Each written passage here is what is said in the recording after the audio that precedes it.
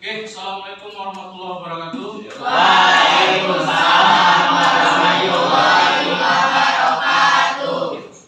Oke, sebelum kita memulai pelajaran hari ini, alangkah baiknya kita sama-sama membacakan doa, yang mana doanya Bapak mintakan kepada ketua kelas untuk memimpin doa hari ini. Pada ketua kelas, Bapak silakan dengan segala hormat. Baik, sebelum kita memulai pembelajaran pada pagi hari ini, ada baiknya kita berdoa dahulu. Berdoa dimulai. Bismillahirrahmanirrahim. Raditu billahi rabbah wa bil islami dina wa bil Muhammadin nabiyya wa rasulah. Rabbi zidna ilman warzuqna fahman wa amalan sholihan. Amin. Oke, Bapak akan absen kalian. Alia Aulia Siregar. Saya Pak. Amanda. Saya Pak. Arif. Air Pak. Sheila Sabina. Hadir Pak. Ada. Syahira. Hadir Pak. Syailah. Hadir Pak.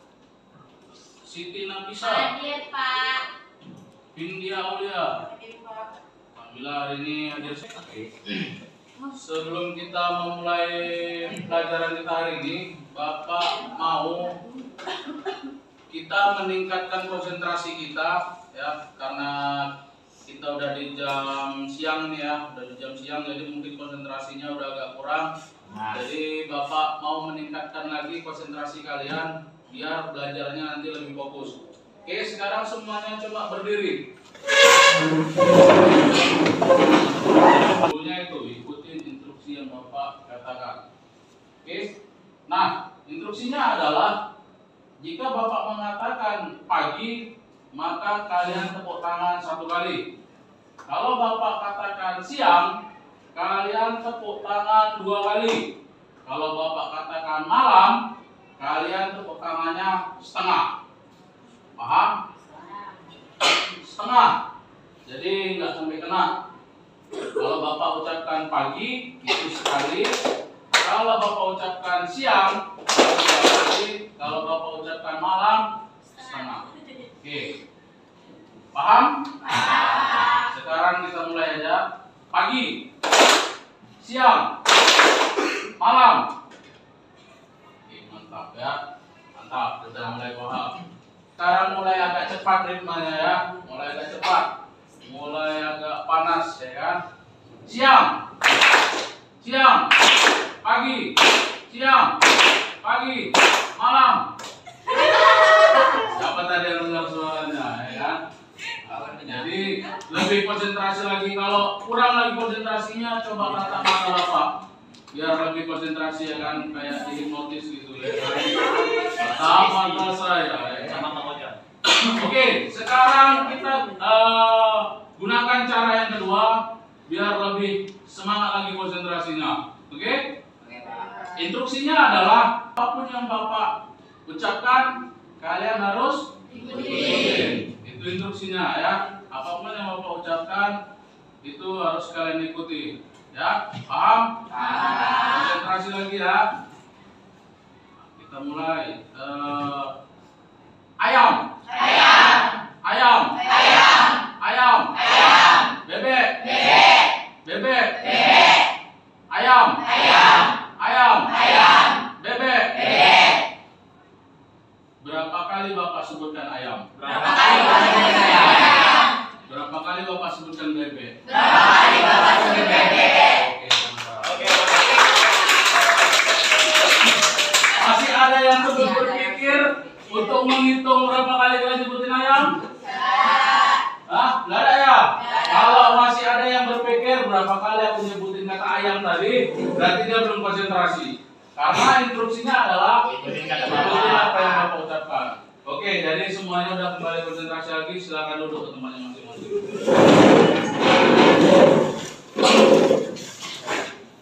Nah, materi kita adalah adab dalam pergaulan. Ya, jadi kita sebagai makhluk sosial ini nggak mungkin terlepas dari yang namanya pergaulan. Ya, apalagi kita sebagai siswa dan siswi yang ada di suatu sekolah, nggak mungkin kita lepas dari yang namanya pergaulan. Ya, jadi yang namanya pergaulan itu ada yang boleh dilakukan, ada juga yang nggak boleh dilakukan. Ya, jadi kalian harus tahu mana batasan yang boleh dilakukan dan mana yang batasan nggak boleh kalian lakukan. Nah, hari ini kita akan membahas ya tentang macam-macam adab dalam bergaul. Ya, jadi sebelum kita memulai lebih jauh, Bapak akan menampilkan sebuah video. Kita akan sama-sama nonton sebuah video tentang adab dalam pergaulan. Oke? Mohon diperhatikan ya videonya. Hadirin yang dirahmati oleh Allah SWT. Al-aslu fil muamalati ibaha. Kaidah fikih mengatakan hukum asal muamalah, hubungan makhluk binas itu boleh dan mubah. Illa dalil yuharimu dzalik, kecuali ada dalil yang mengharamkan. Jadi hukum asalnya boleh sampai ada dalil yang mengharamkan. Apa saja yang diharamkan? Berhormat. Ini tidak diperbolehkan. Berdua-duaan. Dan berdua-duaan yang tidak diperbolehkan perlu kita camkan. Itu tidak setiap kondisi. Karena berhormat ada dua. Ada yang boleh, ada yang tidak boleh. Yang tidak boleh itu di tempat tertutup atau tidak bisa dilihat oleh mata manusia. Itu nggak boleh. Atau tempat terbuka tapi nggak ada siapa-siapa. Atau tempat terbuka tapi hutan Kalimantan, ya nggak boleh gitu loh. Karena nggak ada siapa-siapa di sana, bahaya. Adapun berkhulwat di tempat yang bisa dimonitor oleh mata manusia dan ada keperluan dan sesuai dengan keperluan, maka diperbolehkan. Sebagaimana hadis riwayat Bukhari atau Muslim, Nabi SAW berkhulwat dengan seorang wanita di Sukakil Madinah, di jalan protokol kota Madinah. Hanya Sukakil Madinah adalah jalan yang tidak pernah sepi dari pengguna jalan. Kalau bahasa kita protokol. Jadi dilihat dan Nabi berdua dengan wanita tersebut dan tidak ada yang tahu apa isi pembicaraannya. Makanya Imam Bukhari menulis bab bolehnya berkhulwat jika bisa dilihat dan dipantau oleh manusia. Harus ada teman atau ada beramai-ramai, itu tidak ada masalah. Yang kedua, campur baur, ikhtilaf gitu. Campur baur itu benar-benar senggol-senggolan terus ya campur baur, kusut kayak benang kusut begitu, itu diharamkan. Adapun kalau misalnya satu ruangan tetapi jelas itu tidak bercampur baur, laki-laki di depan, perempuan di belakang, atau baik ada hijab atau tidak ada hijab, insya Allah masih diperbolehkan. Sebagaimana Masjid Nabawi 15 abad yang lalu pun tidak ada hijab, tapi tidak ada campur baur seperti itu. Dan juga ketika Nabi tawaf itu juga tidak pakai hijab, tapi mereka tidak bercampur baur, krodit demikian. Dan ingat bicara fokusnya bagi wanita itu yang tegas, yang jelas. Fala takhdu'na bil qaul. Allah berfirman, janganlah wanita memberikan suara yang syahdu, suara yang lembut, suara yang lemah. Itu tidak diperbolehkan. Makanya Allah mengatakan dalam Al-Ahzab 32 tadi, faqulna qaulan ma'rufa. Ucapkanlah kata-kata yang baik, kata-kata yang tegas. Jadi bicara dengan ikhwan atau bicara dengan laki-laki, bahasanya tegas dan seperlunya, dan tidak perlu curhat-curhatan, kecuali kalau memang dia bisa kasih solusi. Dan jangan jadikan alasan dakwah ibadah sebagai pacaran terselubung. Saya tahu ada kasus setiap jam 3 malam dia BBM akhwat gitu loh, dia nanti sholat tahajud.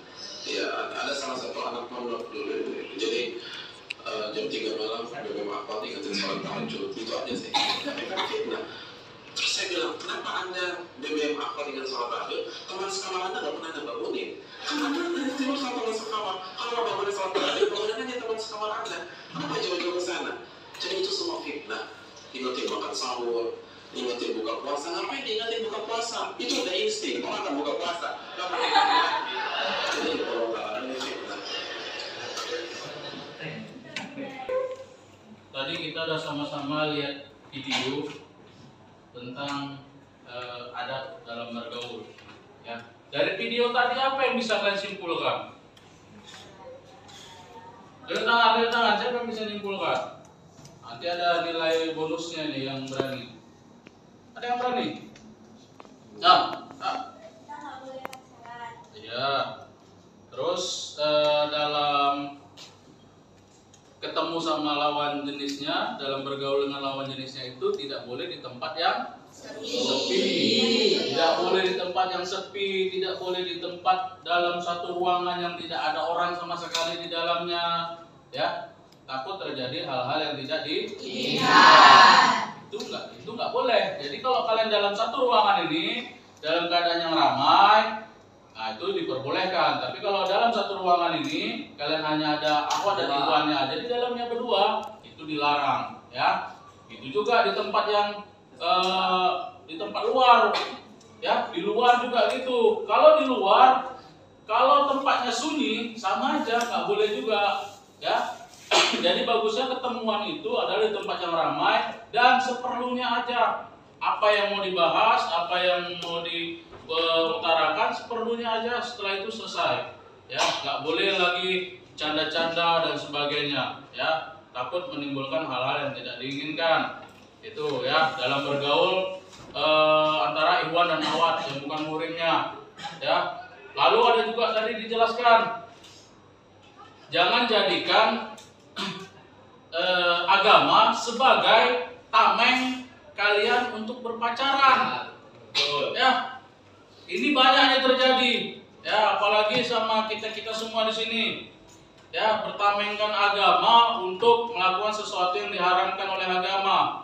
Ya, contohnya dalam berpacaran. Ya, tadi disampaikan juga, ya kan, jam malam nanti di WA, ya kan.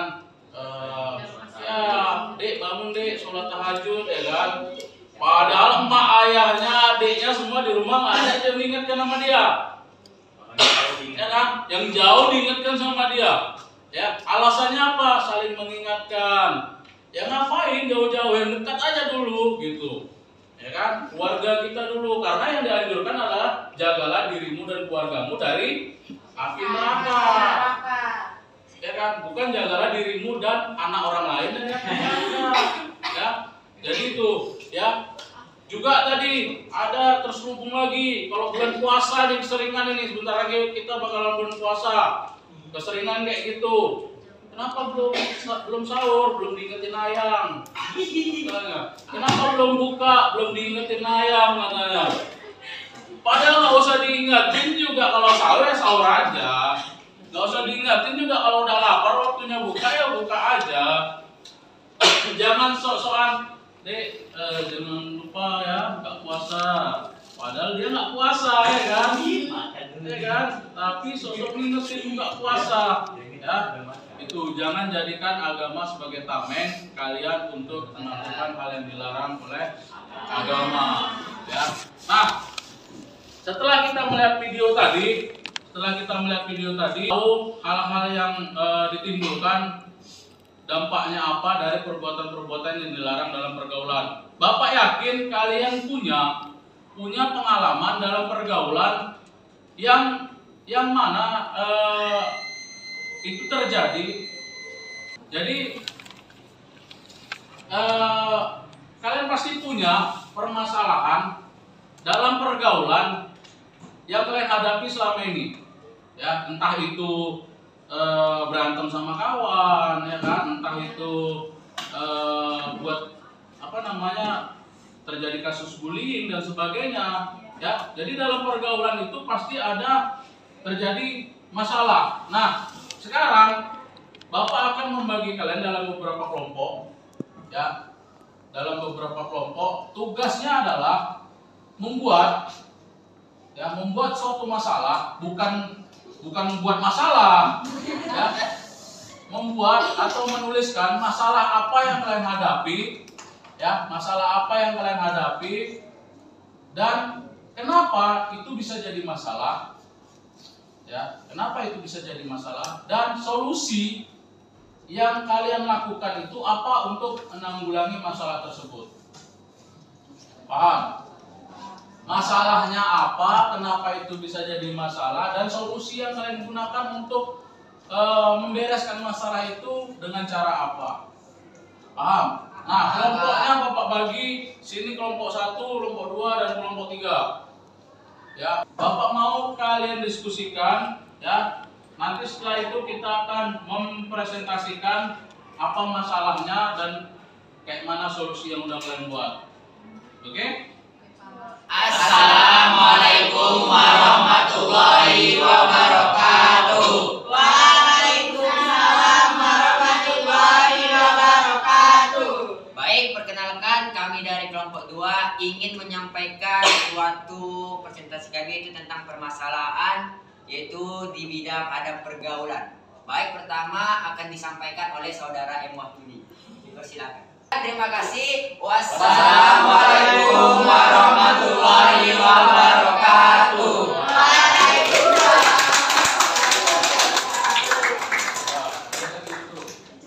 Jadi kesimpulan yang bisa kita ambil dari pertemuan hari ini adalah macam-macam dari adab dalam pergaulan itu adalah yang pertama itu pergaulan dengan teman sebaya, yang kedua itu pergaulan dengan orang yang lebih tua, yang ketiga dengan orang yang lebih muda, dan yang terakhir itu adalah dengan lawan jenis. Ya, jadi itu adalah macam-macam dari pergaulan. Jadi kita harus bisa membedakan antara pergaulan dengan teman sebaya, dengan orang yang lebih tua, lebih muda, dan dengan lawan jenis. Jadi di dalam pergaulan juga ada batasan-batasannya. Oke? Nah, pertemuan selanjutnya kita akan membahas tentang apa-apa saja yang tidak boleh dilakukan dalam suatu pergaulan, ya. Nanti cari-cari lagi di buku, dilihat lagi di buku, dibaca-baca biar minggu depan kita lebih mudah untuk membahasnya. Oke, terima kasih. Mungkin segini aja pertemuan kita kali ini, ya. Lebih dan kurangnya Bapak mohon maaf. Bapak akhiri dengan wabillahi taufiq wal hidayah. Assalamualaikum warahmatullahi wabarakatuh.